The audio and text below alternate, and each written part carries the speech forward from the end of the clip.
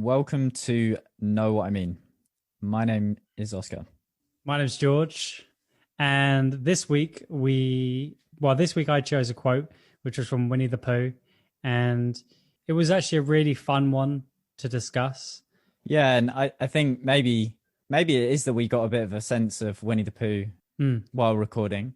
It was quite a meandering episode, and we explored a few different things. It definitely wasn't like completely all right. This is exactly what we're talking about. It felt like we were kind of we were going along this little winding path of conversation, and yeah, I just feel very light and good after the recording. Really, yeah. So I really hope you enjoy it. Awesome. Let's get into it. Oscar was just saying to me, like, oh yeah, I feel like it's been must be coming off about 6 months, and it's exactly 6 months today. Yeah, no, it's just worse. We wanted to put something in and just say like, oh man, that's so cool that this has been happening for 6 months. That's insane. This is the first episode we've recorded wearing t-shirts because we started in January and it was freezing, and now it's summer, and yeah, here's to another 6 months and beyond. So this week's quote is from Winnie the Pooh, and it's as follows. If the person you are talking to doesn't appear to be listening, be patient.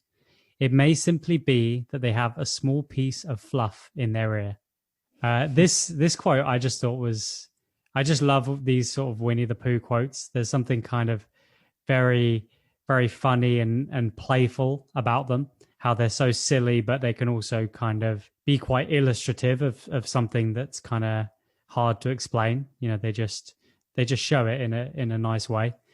And the first thing with this quote that I think of is just that it's not always all about you. That's really what came to my mind first. How, you know, if someone's not listening, or if someone's being shitty in some way, it's just so natural to kind of think like, oh yeah, this has some reflection on me that this person isn't listening. But often people are just preoccupied with some other thing that's going on in their life. And that's really what I think fluff, the kind of metaphorical fluff is in this quote, is just something else that they are thinking about. Yeah, I'd be interested to get your initial thoughts on it. Yeah, I think the immediate thing is just the humor and the kindness that this comes with. I mean, I think what it's getting at really is giving people the benefit of the doubt overall. And it's interesting because it ties into stuff that we've talked a lot about before, which is how we choose to see the world, what sort of reality we choose for ourselves. So what this is saying, I think, is living in a world where you assume kindness, where you assume that if someone's being rude or not listening, that there's something else going on, that it might be a mistake, or yeah, as you said, even if it's like their conditioning or whatever, but there'll be a reason. You don't need to think that it's the first thing that comes to mind doesn't need to be that they are being rude to you and it's personal and all this sort of stuff.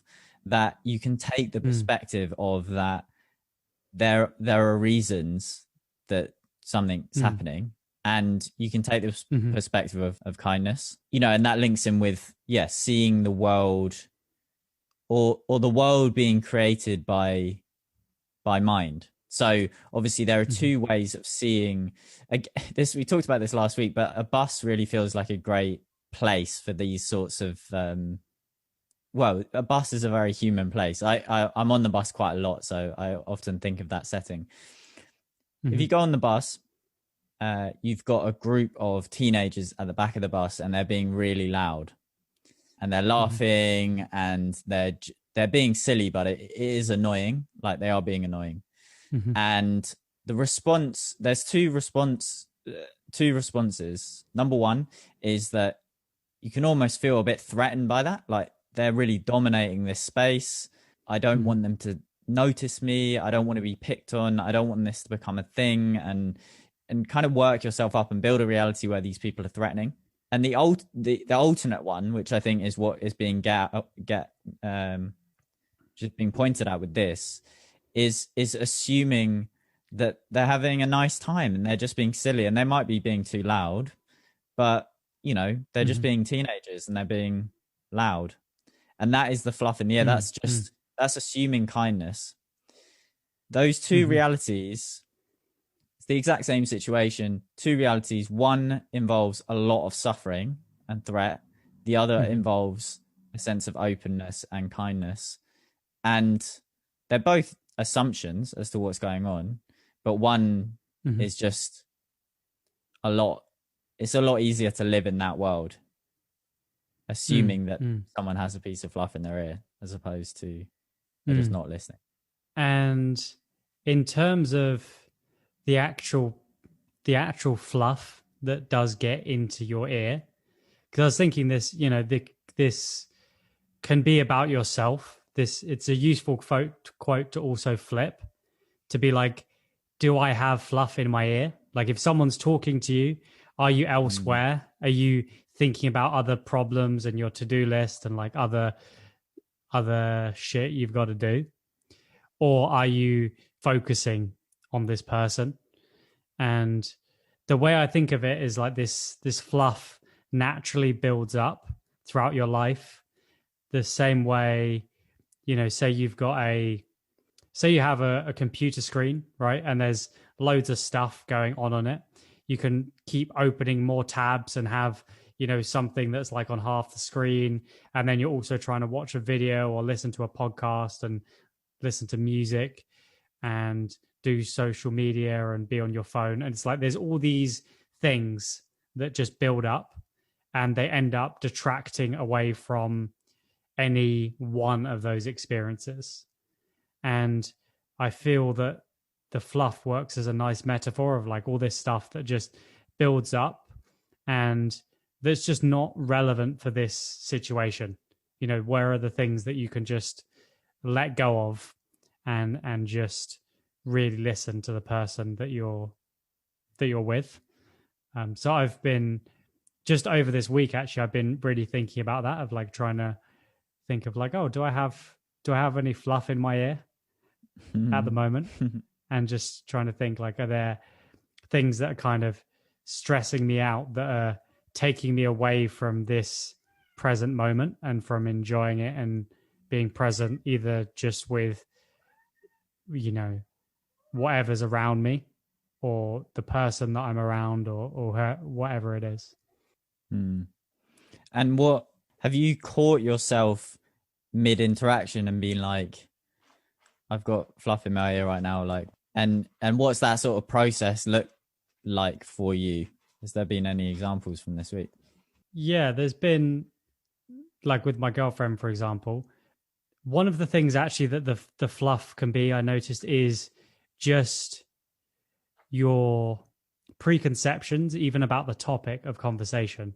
So say if you've got the idea that, oh, this is actually not something that I really care about, to be honest, so you start to just block it out. If it's a topic that you're not that engaged in, then you're not really listening to that person, because there's part of you like, I don't really care about this particular topic. But if you, well, at least I found that by doing my best to drop that, you can kind of either find yourself more interested in whatever topic it is, or you can just realize that so much of the communication that you have, especially with, say, someone you're in a relationship with who you see a lot of the time, a lot of the conversation is not new exchange of information, because there's probably not loads of it that needs to be communicated if you're with each other a lot. But a lot of those words and stuff, the words are just a vessel for showing understanding and connecting with someone else. It's not really about the words or the topic. So you can have that same, you can have a connection and a nice shared experience talking about any subject, it's just about the emotions, I suppose, or the feelings that are being transferred. And if you let go of that idea of a particular topic not being interesting, it can actually be quite a meaningful experience.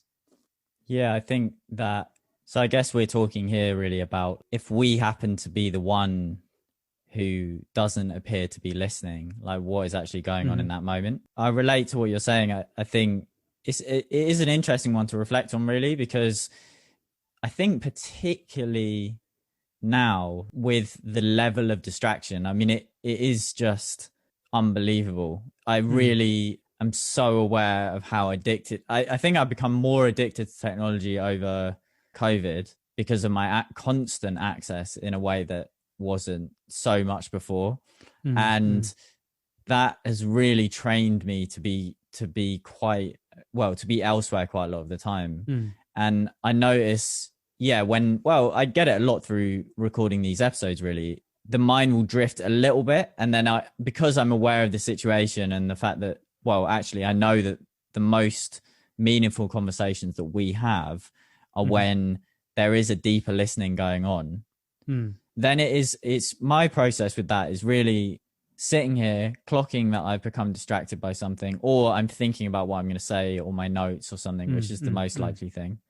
And then just this process of dropping that, and that actually feels quite physical. It's like, because I might, in my kind of distracted state, I might become a bit tighter, like I'm anticipating the next moment somehow, and then just allowing, kind of breathing out and allowing my thoughts to kind of quieten down a bit so I can just be receptive.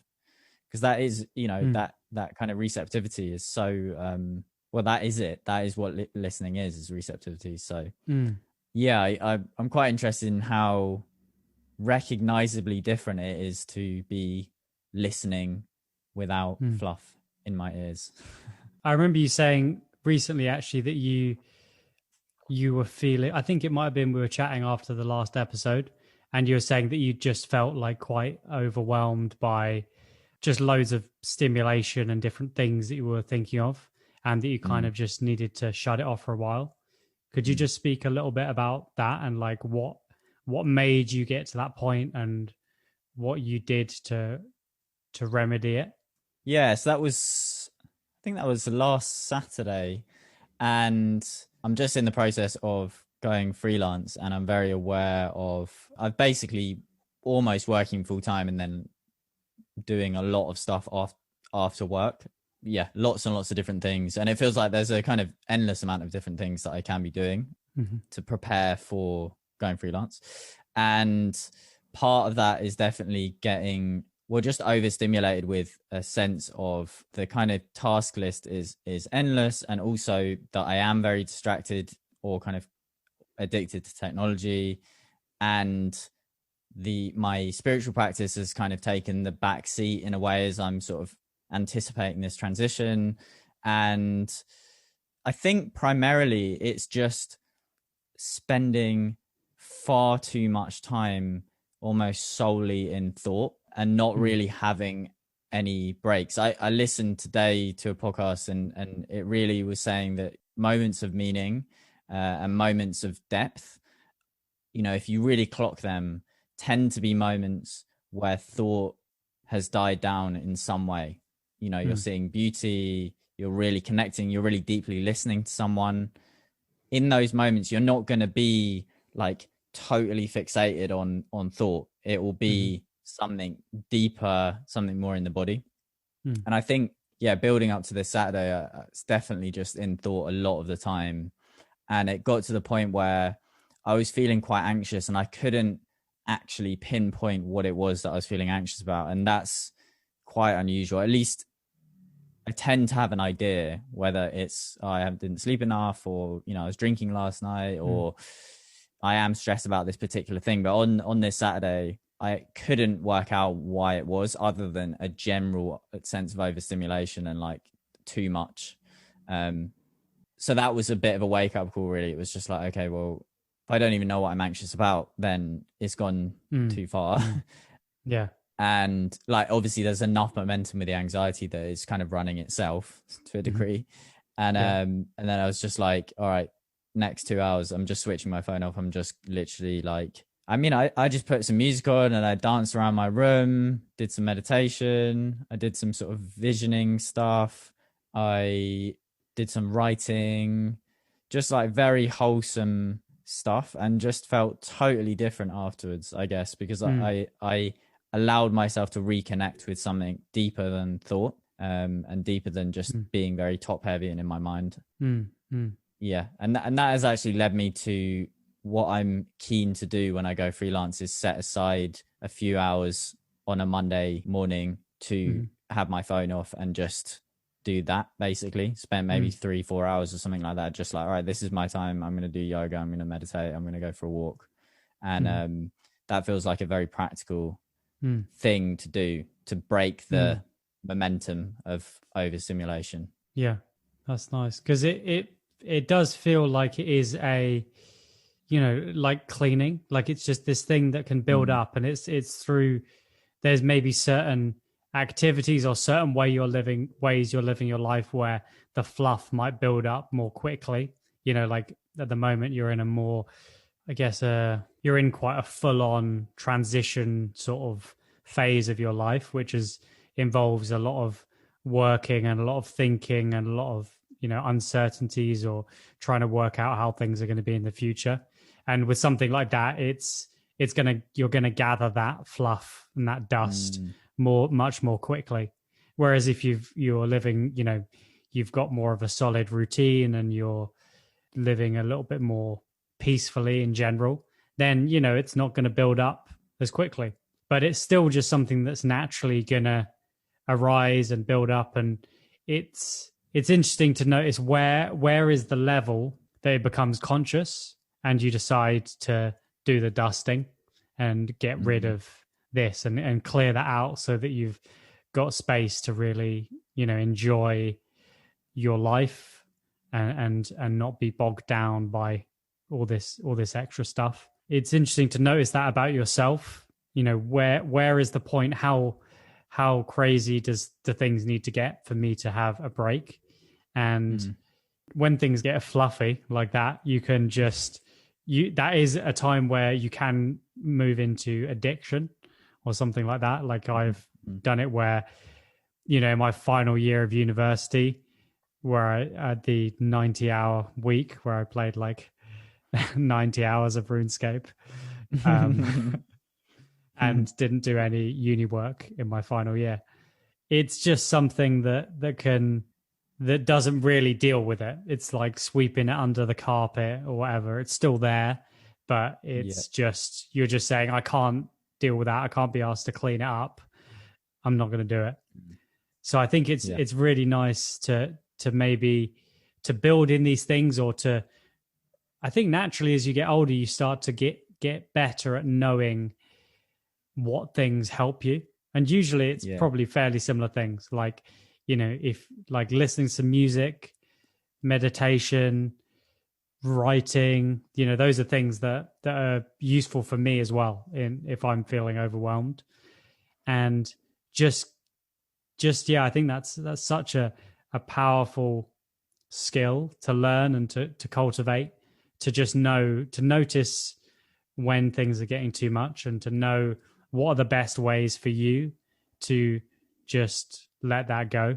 Yeah, that's totally something that just comes with awareness, isn't it? Really, like that's the power of getting to know yourself better, whatever form that comes in. A lot of people find that through writing, actually, and keeping journals and stuff. You know, it's like getting it out on paper. You learn more about yourself and what triggers you, and, you know, what's actually helpful. Like I know what works now. That's why when I felt like, okay, this is really getting a bit out of hand now, I knew exactly what to do as soon as that decision was made. Like I know, and that's just, you know, practice. But it's funny that it got to that point. And it's interesting what you said about addiction, because I guess that is just the, you know, I don't want to blanket all of addiction because it's obviously very complicated. But in relation to this, I think it's, you know, it's just a more extreme form of distraction. It's kind of, it goes beyond like, oh, just a little bit of this, a little bit of that, and kind of trying to keep yourself at a certain level where you're not having to go a bit deeper. And it just takes that to the complete, takes it to a point where it's very obvious that you just are unwilling to deal with what's going on, like with your RuneScape session. It's just like, there's no, if you told anyone during that whole thing how long you were spending on it, everyone would say that's an unhealthy amount of time. There's no way that you've got a healthy relationship with that right now, and you obviously knew that yourself. And that's just when it's got tipped over, isn't it? It's just like, okay, this is the full, I'm going, either you have to deal with it or you go full, no, I'm definitely not dealing with it. And you go fully down that route. The way I think of it actually is like, say you start off with a clean slate and everything's very clear, and slowly the kind of fluff builds up, and it can just mean that you can't see and experience the things around you as clearly. You're going to miss out on some of the subtlety and some of the enjoyment that can be had when you pay full attention to what is going on. There's the way of clearing it, which is what we talked about, of, having something like meditation or writing or listening to music, dancing, whatever it is. And that is about clearing things so you can go back and enjoy the subtleties of life. But another way of dealing with that is just to turn up the volume on something else. What is something that's so stimulating that I can still experience it, even, with my ears full of fluff? Like can I, maybe with your ears fluffy, you can't hear the more, subtle sounds of nature. But if you like blast some music, you can hear that. So it's just a different way of dealing with it. Rather than cleaning it, it's just overwhelming it with more stimulation, really.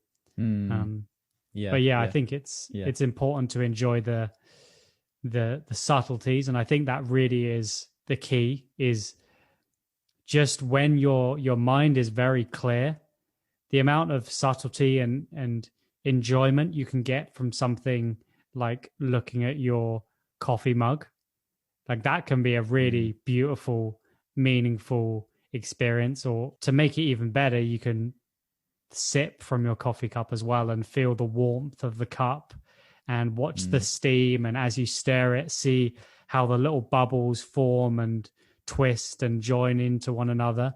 That can be like an incredibly beautiful experience, to have a cup of coffee and to just fully enjoy and experience every aspect of it. But with all of this build up of other things, there's no way you can commit and enjoy something that simple, because you've got so much other stuff and distraction, and you're just going to be like sipping your tea while you're doing other shit and thinking about whatever you've got to do, and your tea gets cold, and and I can totally imagine that Winnie the Pooh has that level of subtlety because he's slow, and appreciates things, and simple pleasures, likes his honey. It's really true what you say, is like that's well, we all do this. We're completely unwilling to face what's going on, so we just try and crank everything up to another level where it can get through, and at a certain point even that will stop working. Even that will stop working, but we can go quite far with that, just making things louder and louder and louder. And you have to imagine the contrast between that and Winnie the Pooh, or someone who has that much more subtle, slow, and kind of considered and perceptive way of being, and those two people meeting. Say if we're in a space where we are feeling very content and very still, and we meet someone who's clearly a lot of fluff, there's a lot of very overstimulated or very very, very distracted. When those kinds of energies meet, it's so obvious as the person who's receptive that this person just isn't with you at all. They're not properly giving you eye contact. You don't feel their presence. And then on the flip side of that, then it's like, if we're the person who's very distracted, you can't have a deeper conversation. It's so hard to really feel a sense of aliveness and richness and stuff with the person that you're with. And so I guess we have either experienced at different times. Yeah. Well, that seems like a nice wrap up to bring it home to next week's quote. The quote for next week is a very, very simple one. And I think it captures a bit of what we've talked about today, really, but I think we'll take it a bit further. So it's a quote by 𝗚𝗲𝗿𝗏. Life isn't as serious as the mind makes it out to be. Very nice. Short and sweet. Just like Eckhart himself. Oh, yeah. Yeah, and a bit hunched over. Yeah. If you've just listened to this episode and you've just heard that quote by 𝗚𝗏𝗿𝗏, I highly recommend you going and YouTubing him. I'm going to recommend that next week as well. But he's incredibly clear with his teaching, and he was the first sort of spiritual teacher I ever got into, and I just really love him. He's great. Yeah, go on YouTube and look him up. 𝗚𝗏𝗿𝗏. I'll spell it out: 𝗚𝗏𝗏𝗏𝗏𝗏𝗏𝗏𝗏𝗏𝗏𝗏𝗏𝗏. And listen to the space between the words. And you're going to have plenty of opportunity to do that because he talks about like 2 minutes per 2 words a minute. Yeah. But you could, but is it really interesting to hear him speak, because you really, it does, he's in such an incredibly present state that it is kind of contagious. It's almost meditative to watch him. So yeah, I definitely would recommend checking it out as well. Thank you for listening. As always, it's really lovely that you've shown up. We've had some really nice feedback. It was from my mum, to be fair, but we did have some really lovely feedback in the last week, and it's so meaningful to hear from you and hear that you're enjoying the podcast and it's meaningful. You know, the richness of what we're talking about, that's what we really want to be able to get across. So thank you so much for listening. If you want to help out the podcast, well, really, you know, imagine now someone that you have these sorts of conversations that we're having. Who do you have those conversations with? What sort of friend do you have that you might have these sorts of conversations with?